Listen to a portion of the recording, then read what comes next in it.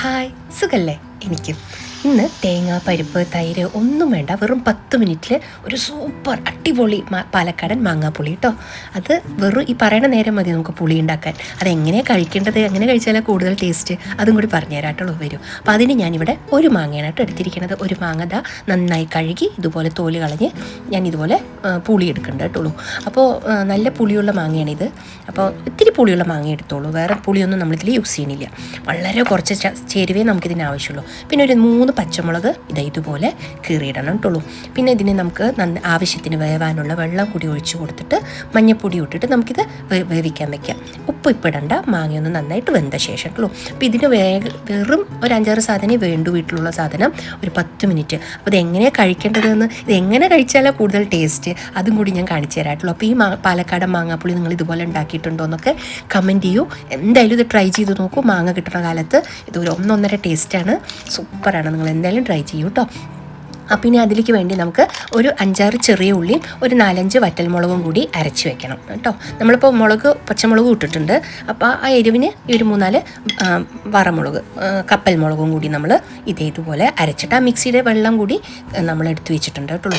ഇപ്പോൾ ഇതാ മാങ്ങ വെന്തിട്ടുണ്ട്, പക്ഷെ നല്ലോണം വെന്തിട്ടില്ല. നമുക്കിത് നന്നായിട്ട് സോഫ്റ്റായിട്ട് വെന്ത് കിട്ടണം. അപ്പോൾ 2-3 മിനിറ്റ് കൂടി വെക്കാം. ഇപ്പോൾ ഇത് ഒരു 1/4 വേവായിട്ടുണ്ട്. ഇനി നമുക്കതിലേക്ക് ആവശ്യത്തിനുള്ള ഉപ്പും കൂടി ചേർത്ത് കൊടുക്കാം കേട്ടുള്ളൂ. ഞാൻ പറഞ്ഞില്ലേ, വെറും 3-4 സാധനമേ ഇതിന് ആവശ്യമുള്ളൂ. പക്ഷെ ടേസ്റ്റ് ആണെങ്കിലോ പറയണ്ട. നമ്മുടെ പാലക്കാട് മുളക് വറുത്ത പുളിയൊക്കെ ഇല്ലേ, അതുപോലെ മാങ്ങാക്കാലായ ഇത് ഉണ്ടാക്കാത്ത പാലക്കാടുകാരെ ഉണ്ടാവില്ല. അപ്പോൾ പാലക്കാടുകാർക്ക് ഇതിൻ്റെ ടേസ്റ്റ് എന്തായാലും അറിയുണ്ടാവും. അപ്പോൾ ഇങ്ങനെ ഉണ്ടാക്കാറുള്ളവർ കമൻറ്റ് ചെയ്യാൻ മടിക്കരുത് കേട്ടോ. അപ്പോൾ ഇത് ഉണ്ടാക്കാത്തവർ എന്തായാലും ഇന്ന് തന്നെ ട്രൈ ചെയ്തോളൂ. ഈ സാധനമൊക്കെ വീട്ടിലുണ്ടാവും. അപ്പോൾ നമുക്കിനി അത് മാങ്ങ നന്നായി വെന്തിട്ടുണ്ട്. ഇനി ഇത് അതിലേക്ക് നമ്മളിതാ അരച്ച് വെച്ചിട്ടില്ലേ നമ്മുടെ ഉള്ളിയും വറ്റൽമുളകും, അത് അരച്ച് വെച്ച ആ അരപ്പ് കൂടി നമ്മളിതിലേക്ക് ചേർത്തി കൊടുത്തു. നല്ലോണം ഒരു കൈപ്പിടി കറിവേപ്പില ഇട്ടു കേട്ടോ. ഇനി ഇത് നന്നായിട്ടൊന്ന് കുറുകി ഒന്ന് സെറ്റാവട്ടെ, ഒന്ന് മിക്സ് ആവട്ടെ കേട്ടോ. ഇപ്പോൾ ഇത് നന്നായി തിളക്കിയിട്ടുണ്ട്. ഇപ്പോൾ നല്ല മണം വരുന്നുണ്ട് കേട്ടുള്ളൂ. അപ്പോൾ നിങ്ങളിപ്പോൾ വിചാരിച്ചിട്ടുണ്ടാവും ഞാനിതിൻ്റെ മേലെ കുറച്ച് വെളിച്ചെണ്ണ തുളിച്ച് ആണ് എടുക്കണതെന്ന്. അല്ല, ഞാനിതിൽ വേറൊരു സാധനമാണ് വറുത്തിടാൻ പോണത്.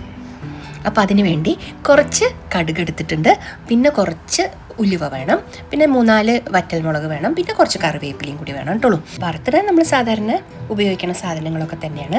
പക്ഷേ ഇതിന് നമ്മൾ വറുത്തിടേണ്ടത് വെളിച്ചെണ്ണയിലാണ് കേട്ടോ. വെളിച്ചെണ്ണ മസ്റ്റാണ്. വെളിച്ചെണ്ണയിൽ തന്നെ ഇത് വറുത്തിടൂ, അപ്പോഴാണ് ആ കറിയുടെ മണം. ഞാൻ പറഞ്ഞില്ലേ, ഇത് കഴിക്കുന്നത് എങ്ങനെയാണെന്ന് കൂടി ഞാൻ കാണിച്ചു തരാമെന്ന്. അത് അങ്ങനെ കഴിക്കുമ്പോഴാണ് ഇതിന് ഏറ്റവും കൂടുതൽ ടേസ്റ്റ്. അതുകൊണ്ടാണ് കേട്ടോ ഞാൻ 2-3 പ്രാവശ്യം പറയണത്. ഇപ്പോൾ നമ്മൾ അടുപ്പത്തുനിന്ന് നമ്മുടെ കറി ഇറക്കി വെച്ചു. ഇനി നമ്മൾ കുറച്ച് വെളിച്ചെണ്ണ, 1-1.5 സ്പൂൺ വെളിച്ചെണ്ണ ഉണ്ടെങ്കിൽ അതിൽ നമ്മുടെ ഉലുവ, കടുക്, മുളക്, കറിവേപ്പില ഇട്ട് നന്നായിട്ട് മൂപ്പിച്ചിട്ട് ഇത് നമ്മുടെ കറിയിലേക്ക് കൊട്ടി കൊടുക്കണം. ഞാൻ പറഞ്ഞില്ലേ, ഇതൊരു സിമ്പിൾ കറിയാണ്. 10 മിനിറ്റ് മതി. നല്ലൊരു ഉപ്പേരിയൊക്കെ, ഇതിന് ഉപ്പേരിയൊന്നും ആവശ്യമില്ല. നമുക്ക് പറഞ്ഞില്ലേ എങ്ങനെ കഴിക്കേണ്ടതെന്ന്.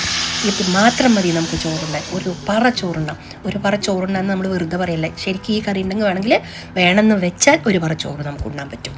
അപ്പോൾ നമ്മുടെ കറി ഇപ്പോൾ നല്ല സൂപ്പറായിട്ട് റെഡി ആയിട്ടുണ്ടല്ലോ. എന്തൊരു മണമെന്നറിയോ ഇത്. എനിക്ക് വയ്യ പറയാം. നിങ്ങൾ എന്തായാലും ട്രൈ ചെയ്തോളൂ കേട്ടോ. നിങ്ങൾ മിസ് ചെയ്യണ്ട. അപ്പോൾ നമുക്ക് എന്തായാലും ഇതിനൊരു ബൗളിലേക്ക് മാറ്റാം. നമുക്ക് ഫോട്ടോ എടുക്കാനൊക്കെ ആണെങ്കിൽ നമുക്കതൊരു ബൗളിലേക്ക് മാറ്റിയാലല്ലേ പറ്റുള്ളൂ.